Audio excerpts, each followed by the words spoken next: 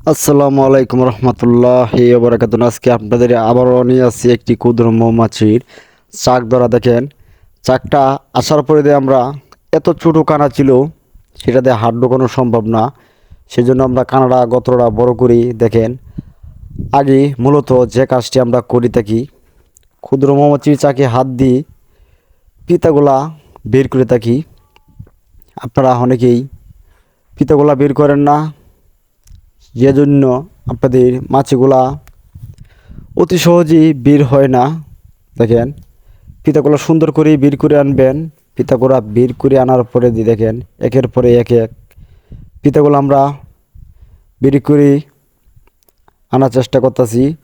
অবশ্যই ফিতাগুলো আপনি আস্তে করে বের করে আনবেন। দেখেন, অলরেডি আমাদের পাত্রটি ভরে গিয়েছে। এবং আপনারা অনেকেই কমেন্ট করেন যে ভাই, আপনি একটা ফুল ভিডিও দেন না। আসলে আপনারা ফুল ভিডিওটা দেখতে চান না, সেজন্য আমরাও ফুল ভিডিও দিই না। একটি ভিডিও 10 মিনিটের হয়ে থাকি। আপনারা অনেকে দেখি ঢুকতে চান না এবং কথাগুলো শুনতে চান না।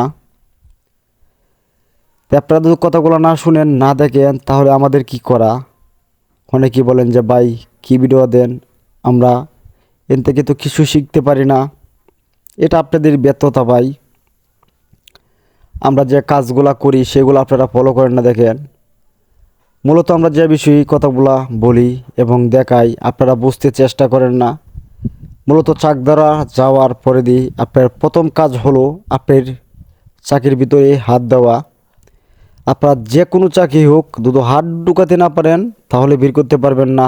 তাই বলবেন যে ভাই, আপনার কারেন্টের খুঁটি থেকে মাছগুলা কীভাবে বের করেন? কারেন্টের খুঁটির মাছগুলার পলি ছিল আরেকটা পদ্ধতি, আরেকটা এবং গতে থেকে মাছগুলার পদ্ধতি আরেকটা। যেহেতু আমরা কারেন্টের খুঁটি থেকে মাছ বের করার আপনাদেরকে অনেকেরই আমরা দেখাই 2 মিনিট, 3 মিনিট, 5 মিনিট, 6 মিনিটের উপরে দিই না। কিন্তু এটা যে কতক্ষণ সময় লাগে সেটা আপনাদেরকে বোঝাতে পারে না। দেখেন, আপনারা অবশ্যই আগে দেখেছেন যে লোকটা দিয়ে আমি চাকরির ভিতর থেকে ফিতাগুলা বের করেছি। আসলে সে আমার সাথে থেকে এই মাছি পালা শিখতেছি, কীভাবে মাছি ধরতে হয় সেগুলা শিখতেছি, জানতেছি। দেখেন, তো আমি যখন সেই লোকটা মাছিগুলার ফিতাগুলা বের করার পরে আমি হাত দিয়ে দেখেছি যে ফিতাগুলা সুন্দর করে বের করেছি কিনা। তো ফিতাগুলা বের করার পরে দিয়ে আপনারা কি করবেন? দেখেন, শুধু হাত দিয়ে মাছিগুলা বের করতে পারেন তাহলে খুবই ভালো। আর হাত দিয়ে যদি না মাছিগুলা বের করতে পারবেন, তখন আপনারা দোমা ব্যবহার করবেন। দেখেন, আমি দোমা ব্যবহার করি। কী আর দোমা ব্যবহার করি? এটা হলো আগরবাতি। আপনাদেরকে ভালো করে দেখানোর চেষ্টা করতে। দেখেন, আমি আগরবাতি 2 প্যাকেট আগরবাতি একসাথে আমি বেঁধে নেব। দেখেন, একসাথে বেঁধে নেওয়ার পরে আমি কিভাবে কোথায় আগরবাতিটি দেই এটা আপনাদেরকে বলবো। আপনারা যতটুকু সম্ভব যে জায়গাটায় চাকটা ছিল, ফিতাগুলা ছিল, তার সিধে আগরবাতিটি বসাবেন। এবং সাইডে কোনো জায়গায় যে আগরবাতিটি লাগে না, কারণ সাইডে মাছিগুলা সাইড দিয়েই বের হবে। সেজন্য সাইডে লাগলে পরে দিয়ে মাছিগুলা আপনার নষ্ট হয়ে যাবে এবং হইতে পারে আপনার রানিটা নষ্ট হয়ে যেতে পারে। সেজন্য আগরবাতিটা খুবই হিসাব করে আপনারা দিবেন। শুধু এই ভিডিওটা আপনারা দেখতে পারেন, তাহলেই আপনারা সব কিছু শিখতে পারবেন মাছি ধরার সম্পর্কে। এবং আরও কিছু শিকার থাকলে আপনারা আমার চ্যানেলে কমেন্ট বক্সে ঢুকিয়ে আপনারা দেখতে পারেন। সবগুলোর ভিডিও আমি দিয়েছি।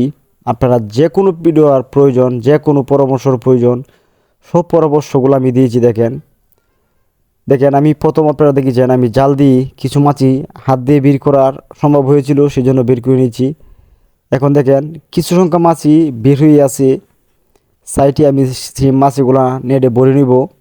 তারপরে এই মাছিগুলা আমি অবশ্যই কুলা ধরবো। আপনাদেরকে দেখেছি কুলা ধরার কারণ হলো, কুলা ধরার একটি লাভ, আপনার মাছিটা বের হয়ে নষ্ট হবে না। আপনার যে কোনো এক জায়গায় বসবে, যে কোনো এক জায়গায় বলতে আপনারা মাছিটা সর্বোচ্চ 20 থেকে 30 ফুটের ভিতরে বসবে। আপনাদেরকে আমি অন্য ভিডিওতে বলেছি 10 ফিটের ভিতরে বসবে না। 10 ফিটের ভিতরে যদি আপনার ভালো পজিশন হয় তাহলে সেখানে বসবে, কিন্তু ভালো পজিশন না হলে 20 থেকে 30 ফিট পর্যন্ত মাছিটা যেতে পারে। দেখেন, এক বল ফিতা বের হয়েছি, ফিতার মধ্যে মধু আছে। আপনাদেরকে মধুগুলা চিপিয়ে দেখানো হচ্ছে। দেখেন, মধুগুলাও চিপা পর্যন্ত আপনারা অবশ্যই আমার সাথে থাকুন। চিপার পরে দিয়ে আরও কিছু টিপস আছে আপনাদেরকে, সেগুলো বলবো। মধুটা যখন চিপবেন আপনারা দেখবেন কোন ফিতাগুলোর মধ্যে আপনাদের ডিম আছে, সেই ফিতাগুলা আপনারা চিপা দিবেন না। সেই ফিতাটা আপনার প্রয়োজন আপনার বক্সে, সেই ফিতাগুলো আপনারা বক্সে বেঁধে দিবেন। তাহলে আপনার মাছেটা তাকতে সুবিধা হবে, কাজ করতে সুবিধা হবে, অল্প সময়ের ভিতরেই কাজ করে নেবে।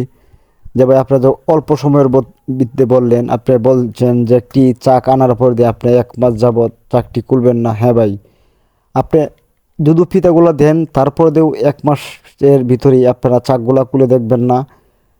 খুলে দেখলে আপনার মাছিটা সমস্যা হবে। 1 মাস পরে যখন আপনারা বক্সটা খুলবেন তখন আপনারা দেখতে পারবেন আপনার বক্সটা খুবই সুন্দর হয়ে আবার নতুন ফিতা তৈরি করে আপনার মাছিটা ডিম পাড়া শুরু করে দিয়েছি। যখন আপনার মাছিটা ডিম পাড়া শুরু করে দিবে তখন আপনার বক্সের কাজ শেষ। তখন শুধু আপনার মধুর অপেক্ষা, আর কোনো কাজ থাকবে না। এবং শুধু অফ সিজনে আপনারা কিছু সংখ্যা খাবার দিবেন, সেটা আপনাদেরকে আমি দেখিয়েছি। এবং পারলে আপনারা যখন মাছটা ধরে নেবেন, ধরে নেওয়ার পরে আপনারা একটু খাবার দিবেন।